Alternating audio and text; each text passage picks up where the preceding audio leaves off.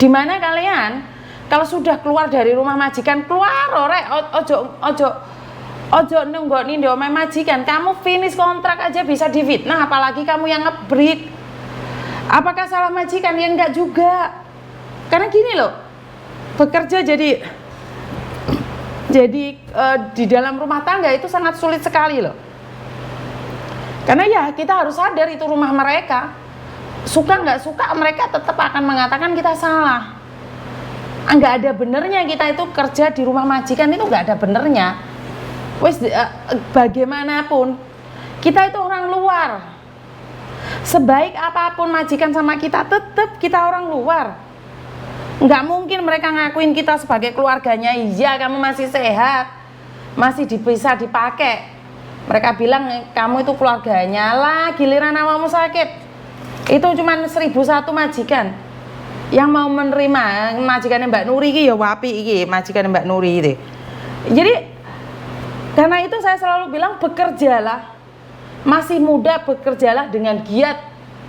Oh, saya aja divonis sakit Mbak, saya aja divonis sakit, tapi saya tetap bekerja giat, nyapu kora-kora itu tetap saya lakukan, ngepel itu masih saya lakukan, padahal saya divonis sakit. Karena saya merasa bahwa kalau hari ini saya divonis sakit dan saya leyeh-leyeh, lah giliran saya sudah tua, saya harus bekerja lebih keras lagi. Miss Yuni, saya itu punya anak yang males, nggak pingin bekerja. Terus aku sebagai orang tua itu selalu ngirimin uang saya itu ke dia, karena saya khawatir kalau dia tidak bisa makan. Nggak ada masalah. Masih muda males nggak masalah. Masih muda pingin turu tok nggak ada masalah. Masih muda nggak pingin bekerja nggak ada masalah. Ya, masih muda males tidak ingin kerja nggak ada masalah. Tapi kamu di hari tuanya harus bekerja keras. Karena kamu di usia muda sudah leyeh-leyeh. Giliran tua, kamu harus bekerja keras untuk melanjutkan kehidupanmu. Tapi bagi kalian yang saat ini masih muda bekerja keras, keras dan sangat keras, maka kalian bisa menikmati di hari tua kalian dengan lebih baik lagi. Itu bagi yang setuju ya. Bener nggak teman-teman? Jadi bagi yang setuju, katakan yes, yes, saya yes. Maksud saya adalah kalau masih muda ya udah nggak apa-apa, boleh.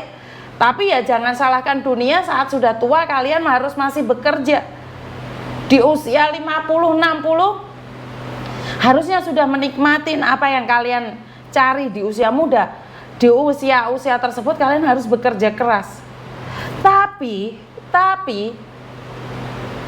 ada juga orang yang di usia muda bekerja dengan keras, bekerja dengan ikhlas, tapi di hari tuanya tetap sengsara. Nah, kenapa ini, Miss? Ya, bukan karena, Mbak. Itu ya karena tidak bisa memanage. Wah, itu yesnya banyak sekali, Bu Nuri. Jadi ini muni yes, Miftahul Jannah yes. Mana lagi kelompok yes yang lainnya? Jadi kalau kalian di usia muda bekerja keras, tapi di usia tua tetap harus bekerja keras, ya karena hasilnya kamu tidak memanage dengan baik. Bener nggak teman-teman? Jadi jangan salahkan keadaan. Di usia muda sudah bekerja keras, tapi di usia tua masih harus bekerja keras. Bahkan untuk sesuap nasi pun kita tidak mendapatkannya. Kenapa? Karena ya mungkin kamu kerja keras dan hura-hura keras, piye bilang arane. Ada orang yang bekerja keras, tapi gaya hidupnya juga keras. Ya ora seimbang, abot kuwi. Apakah salah? Ya enggak salah. Ada telepon masuk sebentar ya. Halo. Halo. Halo. Halo.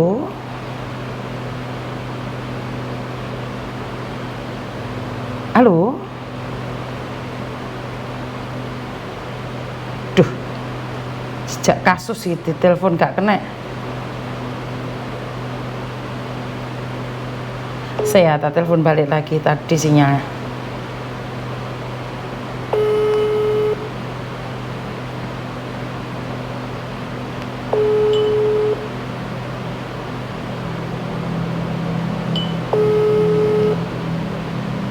Oke, ini saya baca dulu SMS-nya ya.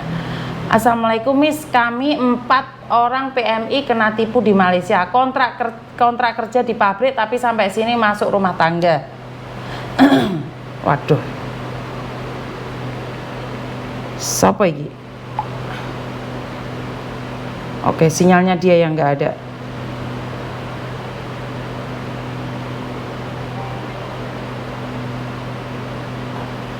Halo? Halo? Sinyalnya mereka yang nggak ada, Mbak. Jadi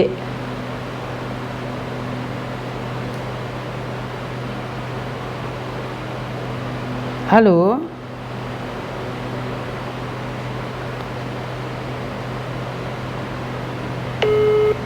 Jadi nggak tahu nih di Malaysia masih belum bisa berbicara.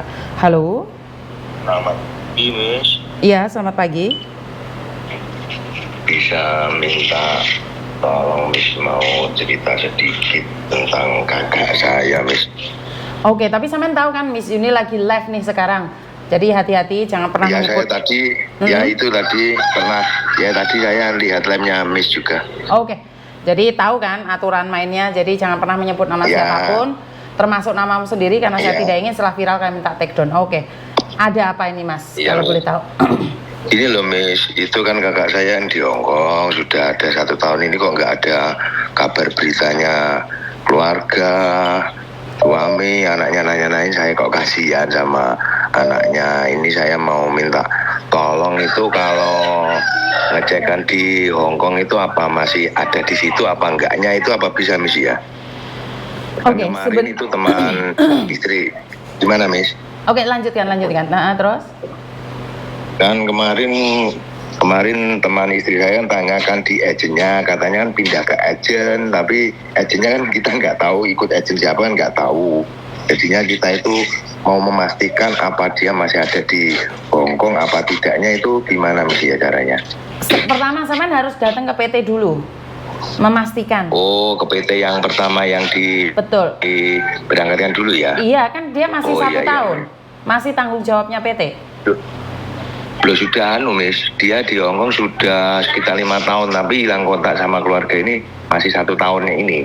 Oh, oke. Berarti sampean harus menghubungi KBRI Hongkong.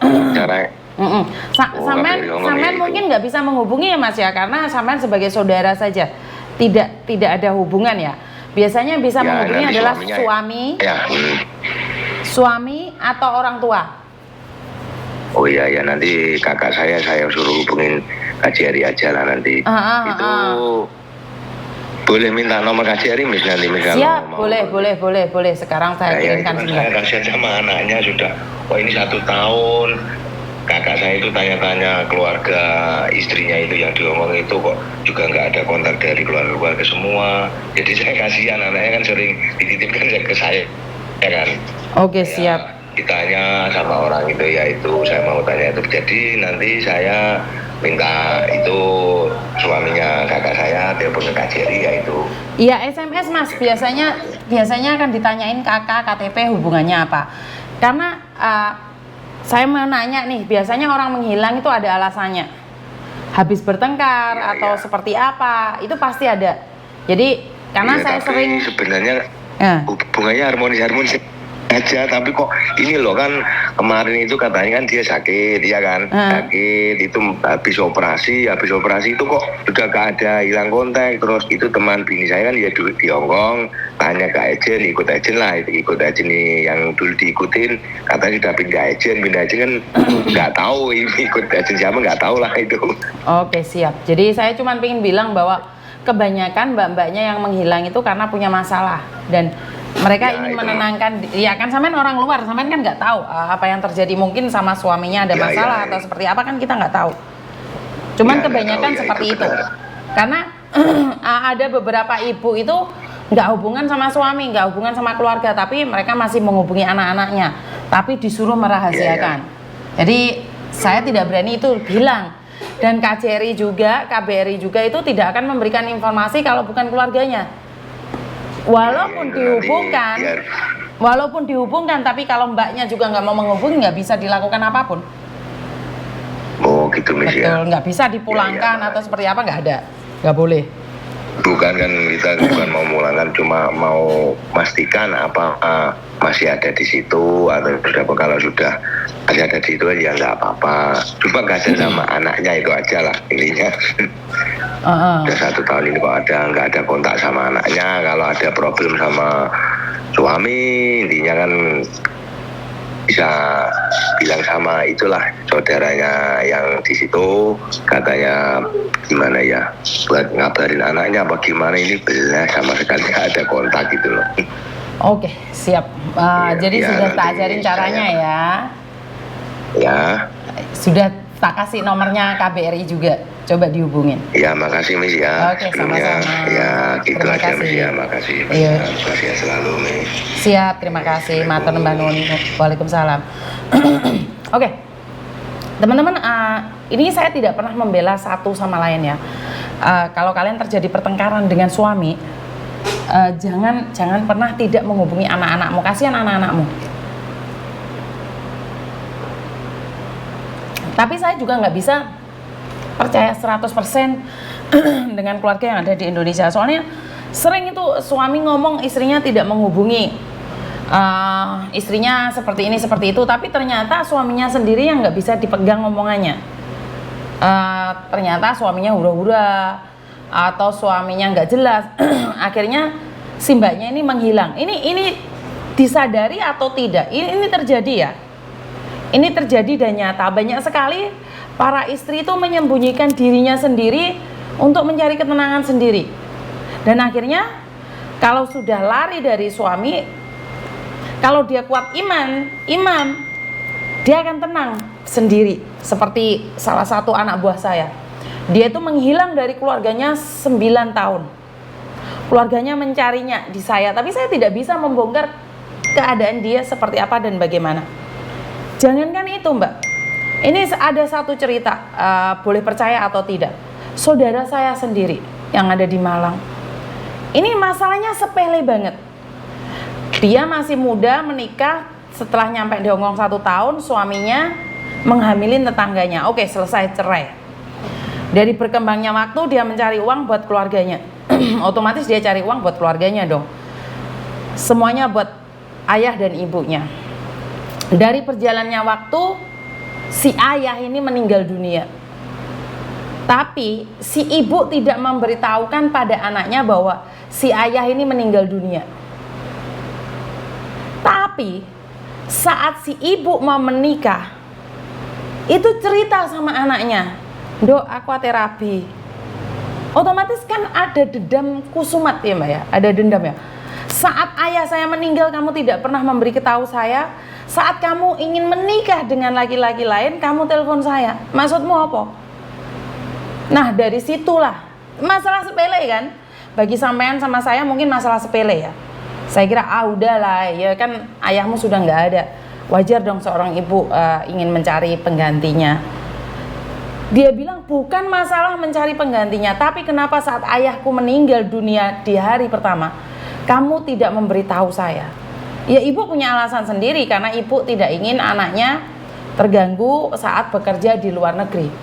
Tapi kenapa saat menikah ibunya memberitahu? Akhirnya terjadilah dilema dendam, akhirnya anaknya itu sama sekali tidak pernah menelpon keluarganya, termasuk ibunya. Jadi baru akhir-akhir tahun ini, 3 tahun ini dia baru menghubungi keluarganya lagi dan hubungannya harmonis lagi. Jadi ini memang kenyataan ya Mbak ya, bahwa apa yang ada di luar sana itu jangan menikmatin sesuatu yang enak aja. Jangan pas njaluk duit kamu minta istrimu, anakmu untuk menghubungimu. Giliran ada susahnya, kamu itu nggak mau nerima. Bener nggak? Seorang anak itu butuh diperhatikan, bukan cuma uangnya saja. Ini saya tidak menghakimi siapapun ya. Ini saya bercerita berdasarkan fakta. Saya bercerita berdasarkan fakta. Jangan diedit terus habis itu menimbulkan kebencian pada saya secara pribadi. Saya hanya mengingatkan bagi yang ingin diingatkan.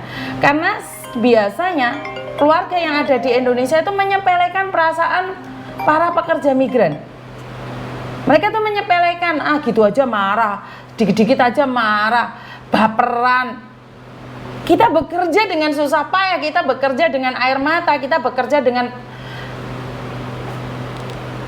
emosi, kita bekerja dengan mental yang sangat jatuh sekali. Saat minta dukungan dari suami, saat minta dukungan dari keluarga, kalian taunya uang. Kalian cuma taunya nih beli sapi, ini beli rumah, ini beli tanah. Kalian nggak tahu betapa mentalnya itu jatuh. Kalian nggak pernah tahu. Yang kalian tahu adalah bangun rumah. Kalian taunya minta uang, beli sepeda motor. Bukan saya marah ya sama kalian, tapi ini kenyataan. Kalian harus memikirkan kami juga. Sedikit banyak tanyakan kabar kami. Jangan posisi minta uang aja kalian sergap untuk telepon. Wah, minta sapi sampai 12, 15, 10. Kamu nggak mikir istrimu di sana jadi apa? Babak belur. Sampai direwangi utang bank. Untuk memperkaya kamu. Setelah sukses kamu bersama pelakor, terus istrimu mau gua, terus hartanya digowo. Ini banyak kan? Banyak yang terjadi kan? Rumahnya dibenerin, tapi rumah itu tinggalnya di rumah suami. Setelah terjadi perceraian, istrinya nggak dapat apa-apa, sudah dikuasai dengan istri yang baru. Ini banyak sekali terjadi. Jadi buat teman-teman, saya tidak mengizinkan kalian menghilang dari keluarga. Tapi lihat anakmu itu aja. Mungkin kamu boleh marah sama suami, kamu boleh marah sama siapapun, tapi jangan marah sama anakmu. Ini pesan saya ya. Iya Miss, betul itu, padahal andai mereka paham kami di sini itu butuh perhatian. Saya cuma ingin mengatakan, iya, kita itu semua butuh perhatian kok. Paham gak sih? Bukan kami mencempelekan ya, awakmu kerja di omah, duit untuk piro, kami bekerja di luar negeri, duit piro. Kalian menyepelekan kami, akhirnya datanglah si garangan-garangan yang gak jelas, garangan-garangan yang ingin mengambil hati kami. Lah giliran kami sudah jatuh cinta sama laki-laki lain karena merasa nyaman, kalian marah-marah, kalian terluka. Jadi saya pribadi ingin mengatakan bahwa kami bekerja di luar negeri itu memang benar-benar pakai hati, kecuali yang mereka niatnya ke luar negeri untuk main-main. Itu aja ya, karena teleponnya banyak yang masuk sebentar. Halo, Mbak, di sini. Weh, suaraku coba pental